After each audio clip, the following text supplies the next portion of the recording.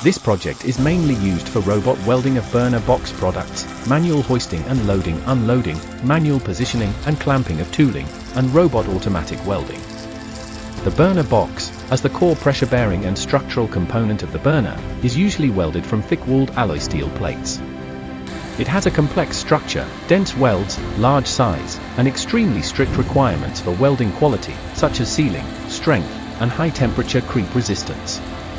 Traditional manual welding of such large enclosures faces problems such as high labor intensity, harsh working conditions, high temperatures, smoke and dust, low welding efficiency, difficulty in ensuring quality consistency, shortage of skilled welders and rising costs. Intelligent welding, integrated arc tracking and starting point positioning with a laser tracking system, precisely adapting to complex weld seams in the box. Stable and reliable, special tooling fixtures ensure precise positioning of the box, enabling continuous automated welding. Flexible positioning, the L-shaped 2-axis positioner enables multi-angle pose adjustment and covers the box structure without dead corners. Efficient coordination, the control cabinet is used to uniformly dispatch the robot, positioner, and high-efficiency welding power supply to ensure low spatter and high penetration quality.